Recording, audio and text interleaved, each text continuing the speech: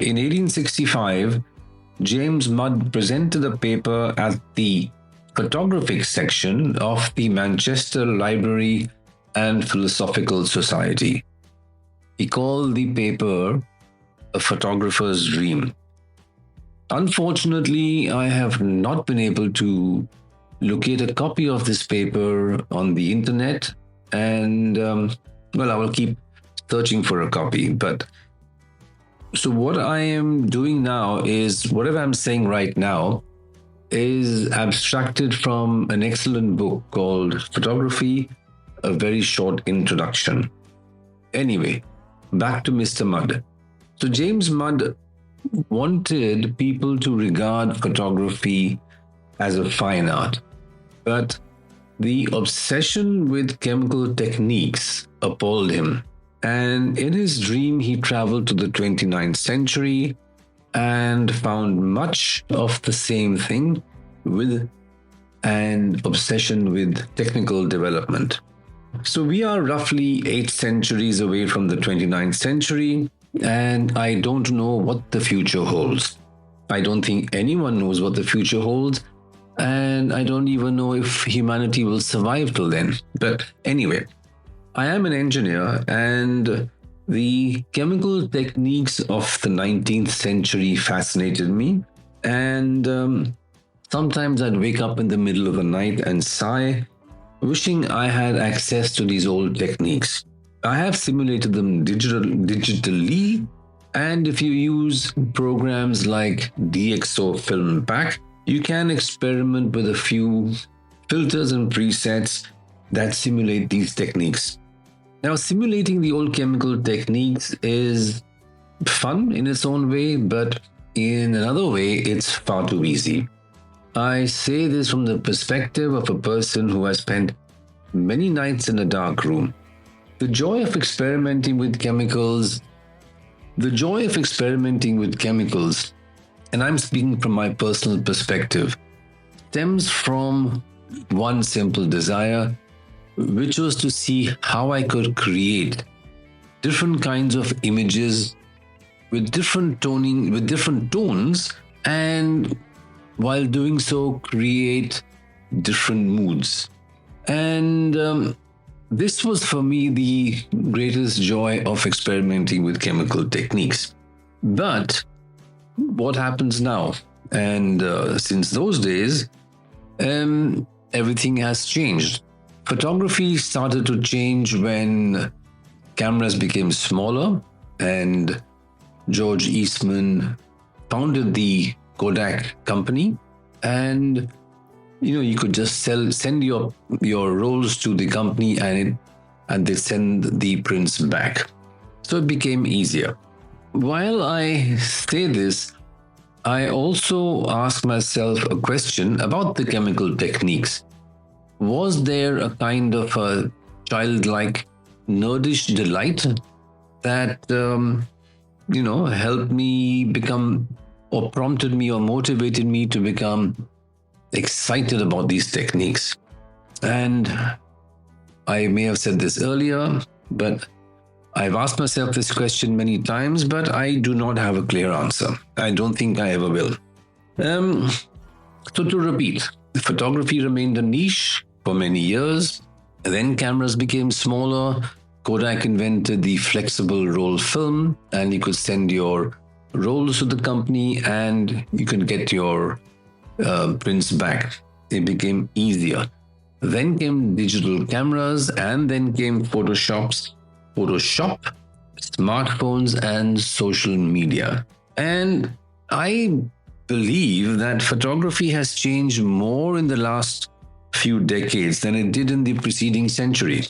Chemical lab assistants or darkroom lab assistants are giving way to Photoshop editors, and programmers have now created all sorts of wonderful AI tools, and they have also created all sorts of wonderful creative filters which go into your phone. So Photoshop editors have to give up some space to normal consumers who just want to focus on the filters to create funny, fancy effects at the press of a button.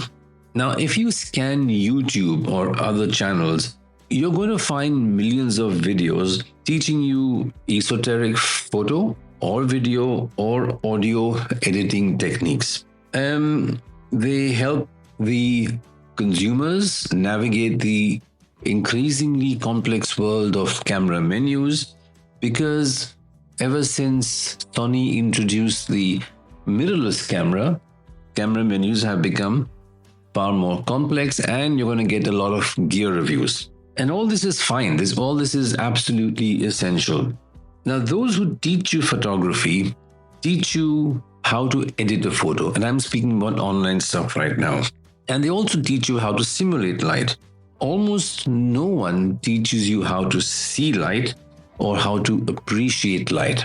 So let's pause, and I'm going to read out a quote from George Eastman, the founder of Kodak. He said, and I start the quote, "Light makes photography. Embrace light, admire it, love it. But above all, know light. Know it for all it is worth, and you will know the key to photography." And this quote, I believe, holds the essence of what photography is about. It's about light. Now, even if you want to learn how to simulate light in Photoshop, you must know light.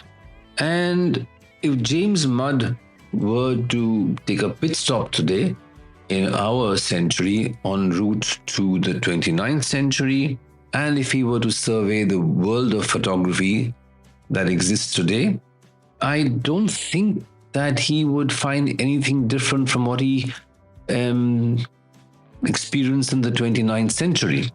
Now, am I fair in saying that people use techniques to try to create all sorts of fancy effects in Photoshop? Or do they use simple filters in their phone to rescue bad photos? And do they, let's say, use these techniques and filters and presets simply because they've been too lazy to go out and actually compose an image and to look at the light? When I take students out for photo walks, one of the first things I do is to tell them to walk around. And I tell them to look at the light. I tell them to see how the light is casting shadows, how it creates textures, how it creates moods. I tell them to actually observe what's happening on the street or in the scene in front of them. And most of them insist on taking out the cameras right away. So our techniques have changed since the time that James Mudd made his presentation. But has our obsession with technique or technology reduced? I guess not.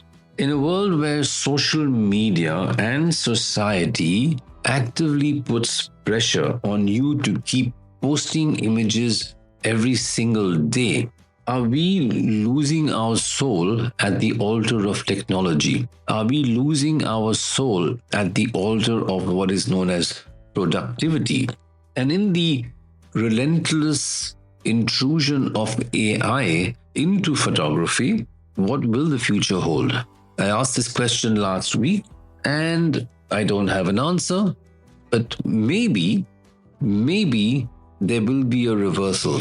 If you examine the world of audio or records or music, there is now a slow move in certain quarters, and it is a niche yet.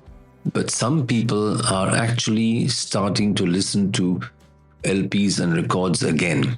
So maybe there is hope. Maybe people will not allow AI and all sorts of fancy techniques to intrude too deeply into our creative pursuits, because if a machine takes over our creativity, then of what good is human input?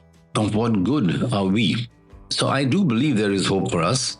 I do believe that at some point people will pause. And when they pause, maybe, just maybe, we will rediscover the soul of photography and not sacrifice it at the altar of technology or at the altar of the relentless demands of social media. We shall see. Do you have any thoughts? Do you have any comments? If so, let me know. Share your thoughts, share your comments, and spread the word. Rajiv Chopra from the Dusty Mike Chronicles saying goodbye, good night for now, and I shall see you next week. Ciao.